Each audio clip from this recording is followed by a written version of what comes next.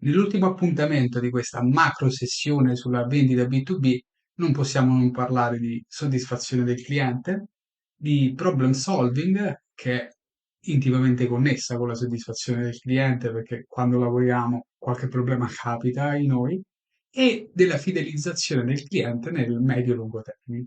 Sono tre aspetti fortemente collegati. Nel primo analizzeremo qual è il ruolo delle aspettative e come il venditore concorre a crearle e come questo incide poi sulla soddisfazione del cliente. Parlando di problem solving, invece, vi illustrerò il metodo che utilizzo io da tanto tempo e lo trovo francamente molto efficace. E sulla soddisfazione, invece, nel medio-lungo termine faremo un viaggio iper rapidissimo per capire quali sono le tappe chiave e quali sono i momenti importanti dove i venditori diventano veramente grandi, che non significa dare la legnata al cliente, ma significa riuscire a costruire una fiducia, no, che va oltre poi il problema, che va oltre la semplice cosa, perché di fondo c'è una fiducia fuori. Prima di tutto questo, come potete ormai immaginare, c'è l'ancora appello per iscrivervi al canale. Devo anche dire che ultimamente i numeri stanno aumentando, quindi davvero vi ringrazio perché insomma fa piacere vedere che quello che si fa insomma ha un'utilità e un riscontro pratico. Bene, parlando di soddisfazione del cliente, la soddisfazione del cliente è un'equazione molto semplice e dipende dal al denominatore, come vedete dall'equazione, le aspettative che noi abbiamo creato e dall'utilità che il cliente ha del prodotto o servizio che ha comprato. Voi capite che quanto più il venditore crea delle aspettative alte in fase di vendita, no? E sapete che questo fa un po' parte del nostro, perché non è che possiamo sminuire noi il nostro prodotto, ci pensa già il cliente a sminuirlo. Però è anche vero che dobbiamo stare attenti a non creare delle iperaspettative che poi non possono essere soddisfatte, perché questa equazione ci mostra molto bene qual è la relazione tra l'utilità del nostro prodotto e il livello di soddisfazione che poi andremo ad avere. Scomponendo questa semplice equazione, vediamo che l'utilità, marginalità, insomma, immaginiamola in realtà come un pacchetto globale, no? In cui non c'è solo il margine che lui realizza comprando da noi e poi rivendendo il prodotto. Immaginiamo che c'è un insieme di tante cose. Però se pensiamo proprio a quella piccola parte che è il margine, quindi che lui riesce a prendere, no? Sulla vendita del prodotto che acquista da noi, vedete che l'equazione diventa incasso, quindi fatturato che il nostro cliente consegue vendendo al pubblico, meno quello che ha pagato il prodotto, no?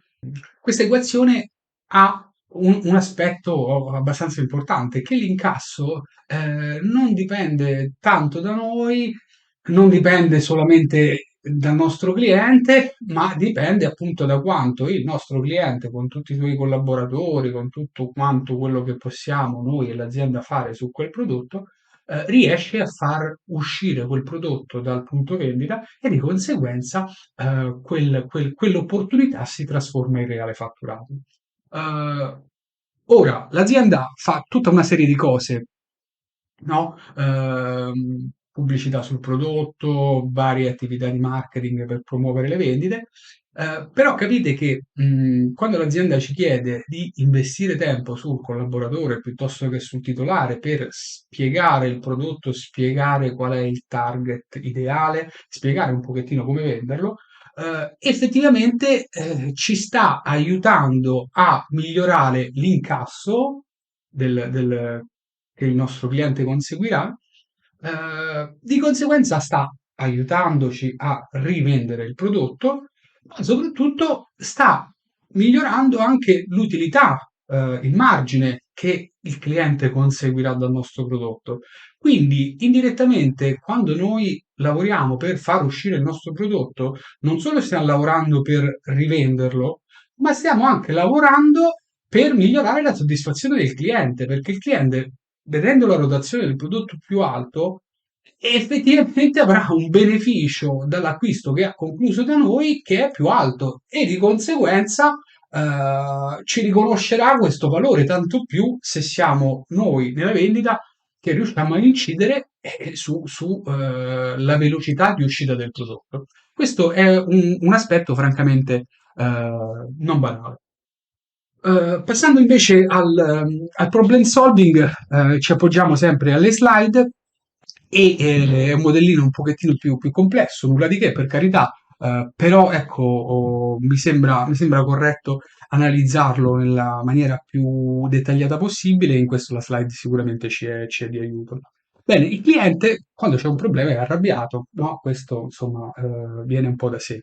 E nello sfogo, nei vari processi che vengono dopo lo sfogo, lui passa attraverso alcuni stati, no? Che andremo a vedere.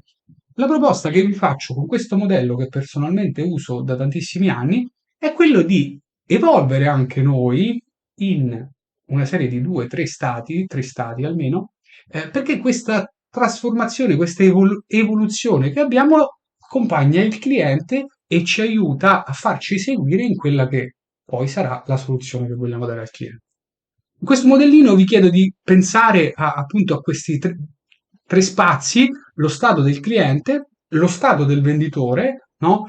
Come lo stato del cliente influenza lo stato del venditore, e poi al centro c'è uno spazio negoziale che banalmente è come la trattativa si sta evolvendo, no? Dal problema alla soluzione. E non è, come tutti sanno, un passaggio sempre banale.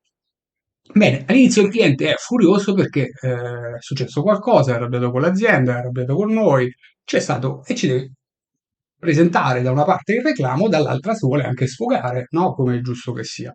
Beh, in questo stato, in questo momento, in questa fase del problem solving, lo stato più idoneo del venditore è quello empatico, no? Cioè uno stato in cui ci mettiamo a servizio un po' del cliente e lo ascoltiamo, lo lasciamo un pochettino sfogare perché fa parte dell'ordine delle cose, no? E piano piano però dobbiamo anche promuovere un primo cambiamento importante.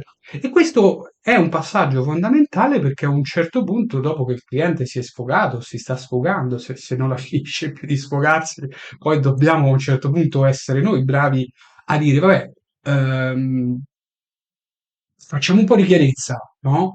Qual è il problema? Ho capito che è questo. Le problematiche che sono accadute sono queste, no? Cioè, aiutiamo magari anche con delle domande se non ci è perfettamente chiaro che cosa è successo. Bene, noi dobbiamo fare un pochettino queste. Ci renderemo conto che piano piano l'atteggiamento del cliente effettivamente da furioso cambia e diventa un pochettino un cliente che è in ascolto delle nostre domande e cerca di darci delle risposte perché sta capendo che noi lo vogliamo aiutare. L'abbiamo compreso, abbiamo le capacità per aiutarlo e se ci ascolta e risponde alle domande che gli facciamo per trovare la soluzione migliore, compatibile con quello che l'azienda può garantire, e forse è anche interesse suo, giusto? Bene, l'ultima fase in cui il venditore è chiamato a migrare, a trasformarsi, è quello dello stato direttivo. Cioè, a un certo punto, quando noi abbiamo compreso bene qual è il problema, ci siamo sentiti con l'azienda, con il nostro responsabile e abbiamo capito qual è una soluzione, la miglior soluzione che l'azienda ci mette in condizione di dare, ok? E a quel punto il cliente, scusate, deve rendersi conto che quel che stiamo mettendo sul piatto risolverà in tutto o in parte o in gran parte, a seconda di quella che è la situazione, il problema che si è venuto a creare. E delle volte succederà che c'è bisogno di una negoziazione, no? Il cliente vorrebbe 100, l'azienda offrirebbe 90 signori c'è bisogno che ci incontriamo a 95, no? E delle volte il cliente deve accettare che in quel frangente non può ottenere precisamente quello che vuole. Bene, Giungendo invece all'ultima parte della fidelizzazione, ecco, mi piace vedere la fidelizzazione nel medio-lungo termine del cliente come un qualcosa che noi costruiamo anche per fare meno fatica, perché come ben sappiamo, quando il cliente ha la nostra fiducia e noi abbiamo la fiducia del cliente, andarlo a trovare è molto più semplice, prendere l'appuntamento è molto più semplice, fare la vendita è molto più semplice, presentare un progetto complesso è molto più semplice. Quindi tutta questa fidelizzazione in realtà significa anche rendere più semplice il processo. E come ci si arriva a questa fidelizzazione? Attraverso cosa si passa, no, per arrivare? Beh, in primis siamo degli estranei, no? Lui lo è per noi e noi lo siamo per lui. Lui vede 100, 10, 50 venditori, quanti ne vedrà, e quindi è chiaro che, voglio dire, noi siamo uno dei tanti che dobbiamo sgomitare un po' per guadagnarci la sua fiducia. Piano piano la nostra simpatia, la nostra estroversione, no? Queste sono le caratteristiche classiche del venditore, aiutano un pochettino a farci dare quell'apertura di fiducia.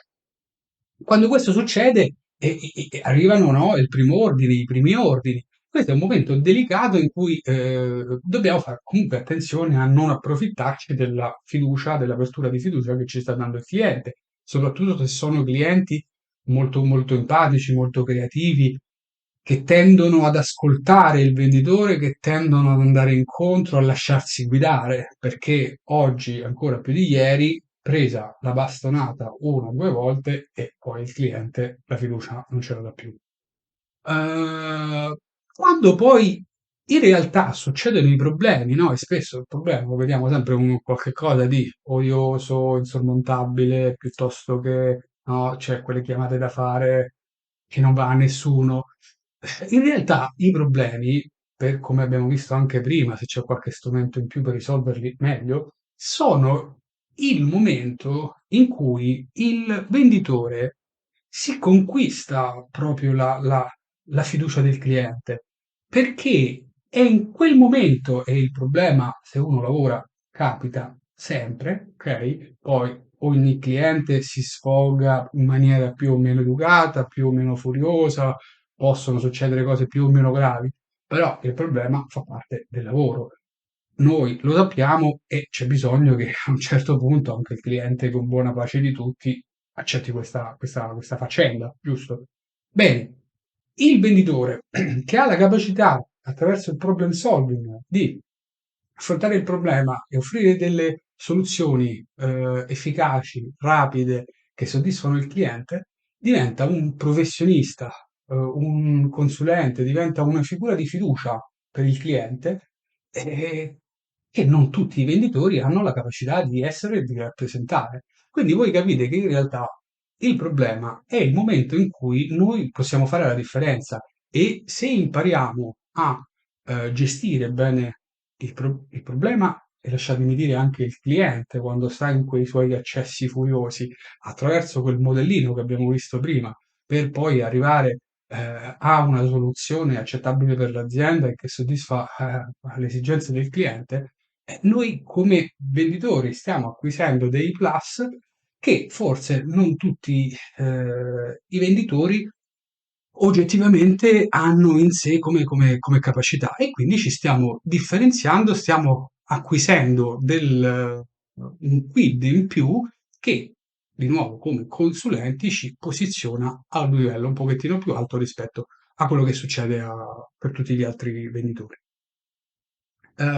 Questo era il quadro che volevo dare su questi tre punti.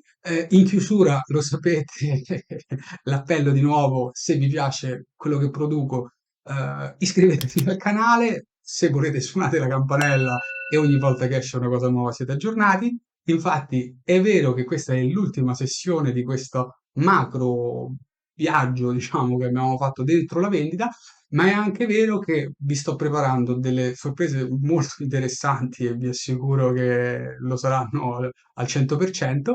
Più andremo a vedere tutta una serie di approfondimenti trasversali alla vendita e poi inizieremo altri percorsi su un pochettino più specifici sul coaching, sulla programmazione neurolinguistica, piuttosto che le negoziazioni complesse, insomma, tutto quello che riguarda non solo la vendita, ma l'interazione essere umano, la capacità di integrarsi dentro un'azienda, capire, insomma, veramente tante cose. Quindi penso che gli argomenti, seppur differenti, risulteranno collegati e se vi iscrivete mi aiutate a mettervi a disposizione tutto questo. Vi ringrazio, è stato un piacere, vi auguro una buona giornata e buon lavoro. Ciao.